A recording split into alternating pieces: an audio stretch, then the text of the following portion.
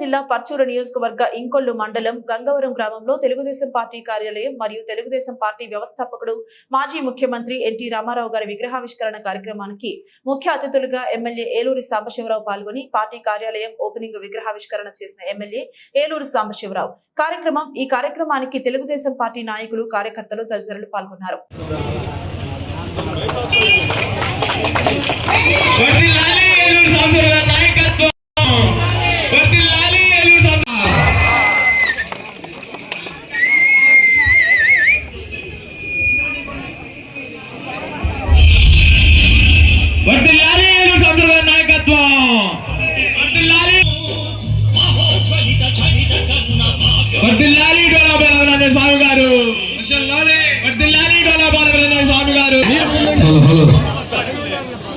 ఈరోజు మన విశ్వవిఖ్యాత నటసార్వభౌమ శ్రీ నందమూరి తారక రామారావు గారి తెలుగుదేశం పార్టీ ఒక సాధారణ కార్యకర్త నుంచి అంచెలంచెలుగా ఈరోజు తెలుగుదేశం పార్టీ శాసనసభాపక్షం విప్పుగా బాధ్యతలు స్వీకరిస్తూ గత 2 పర్యాయాలు తెలుగుదేశం పార్టీని కొండేపులో తన పురస్కంధాలపై ఆ బాధ్యతలు నిర్వహిస్తూ గెలిపించుకుంటూ అక్కడ ప్రతి కుటుంబంలో తెలుగుదేశం పార్టీ కుటుంబ సభ్యుల్లో ఒకటిగా మనందరిలో తలలో నాలుగుగా ఉంటూ ఈరోజు అసెంబ్లీలో చంద్రబాబు నాయుడు గారికి వెన్నుదన్నుగా ఉంటూ చంద్రబాబు నాయుడు గారిని కంటికి రెప్పలాగా ఈ సంవత్సరాల అసెంబ్లీలో కాపాడుకొని వారి యొక్క స్వరంతో గలంతో ప్రజా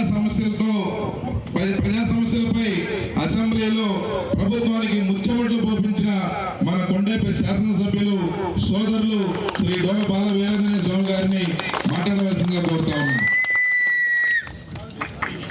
అందరికీ నమస్కారం. ముందుగా గంగవరం గ్రామ తెలుగుదేశం పార్టీ కార్యాలయాన్ని అన్న ఎన్టీఆర్ గారి విగ్రహాన్ని ఆవిష్కరించినటువంటి ఆవిష్కర్త మన సోదరుడు పర్చూరు శాసనసభ్యులు బాపట్ల జిల్లా తెలుగుదేశం పార్టీ అధ్యక్షులు శ్రీ ఏలూరి సాంబశివరావు గారికి, మండల పార్టీ అధ్యక్షులు, గ్రామ పార్టీ అధ్యక్షులు, ఈ స్థల దాత, విగ్రహ కమిటీ సభ్యులు, గంగవరం మరియు ఇంకోళ్ళు మండలంలోని తెలుగుదేశం పార్టీ నాయకులకు, ఆడపడుచులకు, కుటుంబ సభ్యులకు, మీడియాకి అందరూ కూడా నమస్కారాలు.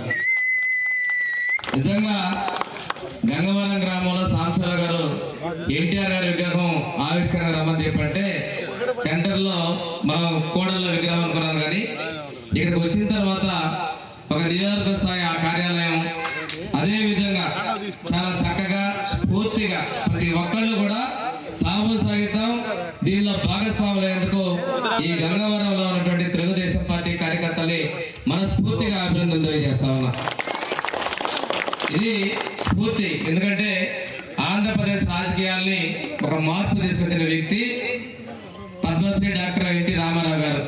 ఆయన చూసినప్పుడు ఈ రాష్ట్రానికి ఏం జరిగింది, అంతకుముందు ఏం జరిగింది, ఇప్పుడు ఎలా ఉంది, ఆయన పెట్టే పార్టీ, ఆయన పెట్టినటువంటి ముహూర్త బలం ఈ రోజు కూడా ఈ కార్యకర్తల బలానికి, ఈ రాష్ట్ర అభివృద్ధికి చిహ్నమని మనందరం కూడా ఒక స్ఫూర్తి పొందడానికి ఆ ఆదర్శమూర్తి ఈ గ్రామంలో ఏర్పాటు చేసిన మీ అందరినీ కూడా మరొక్కసారి అభినందన తెలియజేస్తా ఉన్నా.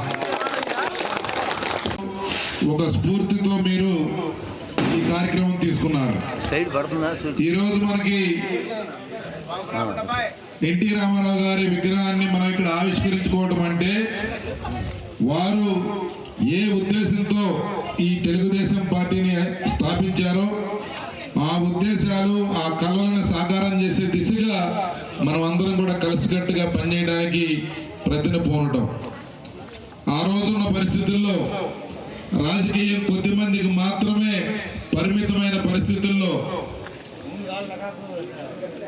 ప్రభుత్వాలు, రాజకీయం అనేది ప్రజలకు సంబంధించిన వ్యవహారం కానీ కొద్దిమంది పెద్దలకు సంబంధించిన వ్యవహారం కాదని ఆయన తెలుగుదేశం పార్టీని స్థాపించిన 9 నెలల్లోనే అధికారంలోకి రావటం, అధికారంలోకి వచ్చిన తర్వాత ఎన్నో సంస్కరణలకి, పరిపాలనా సంస్కరణలకి ఆయన కారకుడయ్యాడు.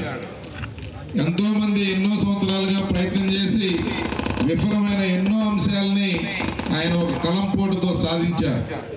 ఈరోజు మనందరం గొప్పగా చెప్పుకుంటున్నాం ఆస్తిలో మహిళలకి సమాన హక్కు అని చెప్పి.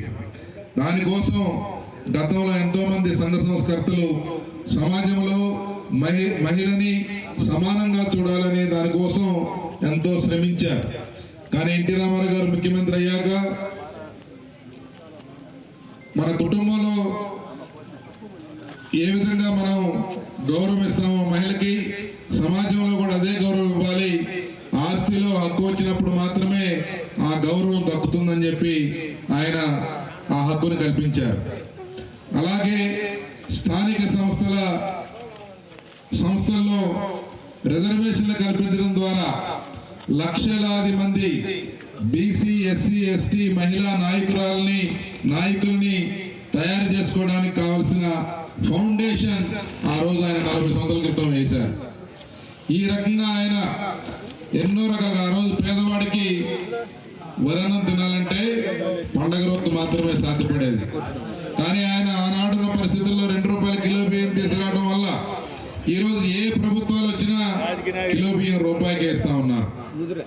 అంటే ఒక ముందు చూపుతో అవసరాలను గుర్తించి పేదవాడు కడుపు అర్ధాకలతో ఉండకూడదు, ఒంటి నిండా బట్ట కట్టుకోవాలి, ఉండడానికి మంచి గూడు ఉండాలి, ఇల్లు ఉండాలి, కడుపు నిండా తినే అవకాశం ఉండాలని చెప్పి నమ్మిన వ్యక్తి స్వర్గీయ నందమూరి తారక రామారావు గారు.